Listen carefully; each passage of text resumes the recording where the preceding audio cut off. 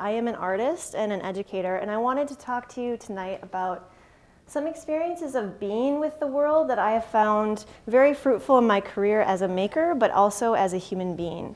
I find our world today pretty hyper-paced and fast-paced, and these are mechanisms or ways of being that I have utilized as a way to think about engaging with our world and slowing down a little bit and thinking about being purposeful with our relationship with the environment. I'm curious, how many of you out there have spent time in northern Minnesota at cabins? Do you want to raise your hands? Large percentage. And I'm also curious of those of you out there, how many of you at the time up north went swimming at night? A few. I ask you this because I also grew up in Minnesota. I spent a lot of time at the lake during my childhood and my youth, and for me, those are some of the most formative experiences of my life. My mom, who was a little bit, I'll just say different at times, she would every once in a while wake us up in the middle of the night to go swimming. And for me, I can really sense those memories. They're really intense in my mind. I can remember, being a little bit groggy, walking down and feeling the worn wood of the dock, and then jumping into this blackness and this void, and being so stunned by the fact that here was this place that I knew so well, and all of a sudden it was unfamiliar. And there was an experience of my senses heightening and my awareness of the world just expanding, and the world was really magical in those moments. And I've spent the last decade of my painting career trying to get back to that and trying to evoke that for the viewer. Before I get too far along, I did want to give you a little bit of a context for how I got to where I am today. I went to a small liberal arts college as well, and I'm so grateful for that experience. I entered undergrad thinking that I was going to be a doctor, and I took a painting class, and I was terrible at it, and I wanted to spend the rest of my life trying to figure out how to do it. So I am a product of the beauty of the liberal arts. Here's one of my undergrad paintings. After undergrad, I ended up getting my K-12 licensure. I taught art at public schools in Minneapolis. I got married. I moved to Connecticut. I was working at a small art center there doing junior high programming, and I had the opportunity at that point in my life to make work to try to get into graduate school for my Master's of Fine Art and hopefully teach someday at a liberal arts institution. I was lucky enough, or my work was considered strong enough to get into the Minneapolis College of Art and Design. And my husband, Matt, who had been in graduate school for architecture at the time out east, and we had the amazing opportunity to spend a summer living in a tent. And we went across the United States, visiting all the beautiful places in our great nation, and that really had an impact on my mindset going into graduate school. I was thinking about moving through space and the world as I entered into graduate school, and I knew that I wanted to somehow make paintings about our bodies in space, but I didn't know how, and I didn't know how to do that through abstract painting. Here's a picture of my studio, my first year in graduate school. I didn't make one decent painting in an entire year. Terrible painting after terrible painting. Was really lost, very uncertain of myself. Case in point, bad painting. A good example of a bad painting from my first year. But again, I was thinking about these bodies in space and trying to figure out how to explore the natural world in abstract painting.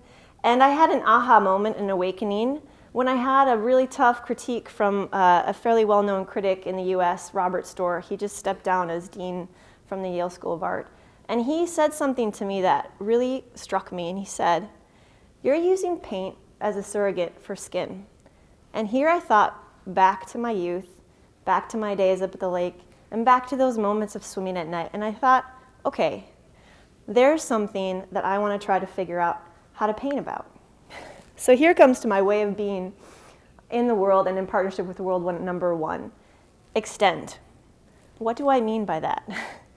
I want you to think about how your body can be extended into space, thinking about how the landscape could perhaps then become an extension of you. I think that's really what I experienced in those moments of swimming at night, was losing myself, losing my edges in the big world around me. And I started to make some paintings that were better. This is me thinking about the sky falling into the water. the quality of the moonlight. After graduate school, becoming a professional artist, to be honest, this might sound strange, but first of all, being a painter in the contemporary art world is a very difficult thing. People always say painting is dead. I'm continuously coming up against, why do you make paintings? And not only am I a painter, but I'm also a painter who is inspired by the landscape, which is another difficult thing. But I had to show myself up as an artist, and I started to think about, okay, how do I make better paintings? Who am I in conversation with? And contextually, landscape really didn't become a subject matter itself until the 1650s. Prior to that, like in the Masaccio fresco up there, landscape was really just the backdrop. It wasn't important. It wasn't the subject matter or what you wanted to make a painting about. So I began to look at other artists who were trying to evoke certain things like I was, like Whistler and his beautiful nocturnes, which are these paintings at night that he did along the Thames. Or Cézanne, who painted this mountain, Mont Saint Victoria, over 60 times in his life in the southern France. So he really got to know that place, that environment. Which leads me to my second way of being in the world, and that is to observe. But not just to observe with all of your senses. I think that really shifts our way of understanding. It's like opening a veil, sometimes a shroud, that the world becomes so much richer when you really try to utilize all 5 of your senses. And this is something that takes a lot of practice, and it's something that takes a lot of intention. I'm still working on it today, and I've had quite a few opportunities as an artist to try this out. So one example of me working through kind of observation is I had the opportunity through a Jerome Foundation grant to go to New York Mills in Minnesota. They have a residency there in their Cultural Arts Center, and I spent a month going to any lake I could find. There's dozens of lakes around there, and swimming at night. I would drive to these lakes by myself. I had my sketchbook, I had a little headlamp. I had my swimsuit on under a bunch of warm, jogging suit, and I'd be in my car, I'd be writing, I'd go out onto the dock, I'd sneak out onto somebody's dock, or the public access, right? And the mosquitoes are flying at me, I've got my headlamp on, I'm trying to write about some phenomena, some sensory phenomena. What am I hearing? What am I seeing? What am I smelling? What's going on? And then I would jump into these lakes. And then I would come back to the studio afterwards with these notes, and I would try to make a painting guided by my recent experience and these notes. This was after I had to jump into a lake. It was storming at night. I was terrified, but I thought to myself, this is something you have to do. Running into these big giant waves and then, swimming out at night, and all the time also being afraid of somebody catching me on their dock, but it worked out fine. I didn't get arrested or anything. But I started to have, I think, more weight to my work, more something for the viewer to experience. Just me thinking about moving down and into the water, carving out a space with my body. I've also been very inspired in my career by Sigurd Olsen, who's a wonderful Minnesota author. I'm sure quite a few of you know him. He wrote a book in 1958 called Listening Point. And in this book, he writes about, he has a property, a piece of land on Burtside Lake in Ely, Minnesota, that he's titled Listening Point. And he goes and he spends daily time at this place with the purpose of learning from a specific place. And I thought to myself, okay, that sounds like some really good way that I could observe and learn about the world. I'm going to try to do that. I'm going to try to find my own listening point. So when I was living in South Minneapolis, it was close to Minnehaha Creek, and I spent a year going twice a week to the 2 locations. And for me, I was doing watercolors there, trying to get observational information, and really, it failed. It didn't work for me. I felt I was forcing something, and I think it's because I was trying to work from a river rather than a lake. And we're lake people in Minnesota, so I'm a lake person anyways. So I had to get back to lakes. I had the opportunity through a grant from Gustavus to actually go to Sigurd Olsen's Listening Point. So here's an image at the start of this path that leads you onto his point, and here I am doing what I started to call my phenomenological recordings, which were just, again, recording that sensory information through a variety of means. Writing, watercolors, taking photographs, walking, being quiet. And so here I am at the end of the point, listening point. Example of some sketches that I do. And this is where I find the meeting of that objective world and that subjective or that personal experience. And I want you to think about a way of being with the world as letting go. It's about letting go in order to be present. In the studio, that's something that I'm always coming up against.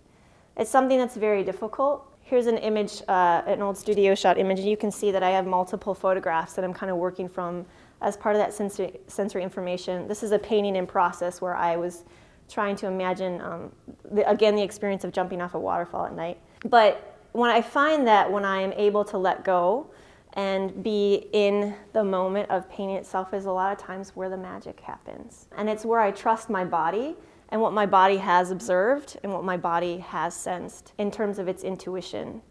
This is me thinking about the quietness of the lake before we enter into it, called Beckon. I've also had the opportunity to work with some wonderful artists in Minnesota of recent. I don't know if by chance you've seen this documentary, but I was part of a documentary called Painting the Place Between, which Kristen Lowe, who was one of my colleagues at Gustavus, was actually the director of. And I worked with some really wonderful landscape painters from Minnesota, Jill Evans, Holly Swift, and Andrew Wykes on it. And they've given me a lot of courage to continue to think about that it's okay to use landscape as a subject matter. So I had a wonderful opportunity during that film to show some work at the Minnesota Museum of American Art, which is where this piece was exhibited. It was created from my experience at Burnside Lake at Listening Point, thinking about the temperature of my body being sucked away as I hit the surface of the water. And it was a really cold June, and I jumped into Burnside Lake at night, and my body temperature left me. Another way that I like to explain the sort of chaos or that perceptual paradox that we're continuously coming up against in our world is a story that I read about Thoreau climbing Mount Tamalpais, this is a painting of. And Thoreau starts off and he sees the summit in the distance and it's beautiful and he wants to get there, right? And as he gets closer and closer, somehow that experience of the summit falls away. He can't see it anymore. And I think we come up against this time and time again in our visual experience, in our visual world. It's like we're always trying to get somewhere visually, and if you don't just stop and take the world in, you're going to lose that kind of sense of the horizon. And as a painter, it's something I have to continually remind myself of. Here's me thinking about the horizon and about the distance in a painting that ended up like this.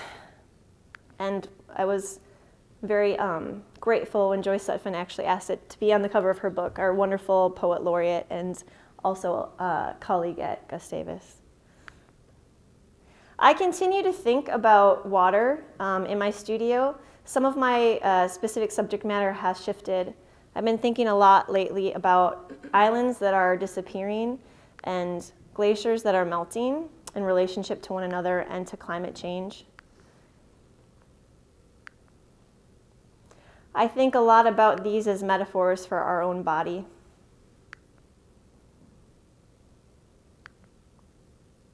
I want to encourage you to think about your partnership with the world, to think about extend, observe, and letting go.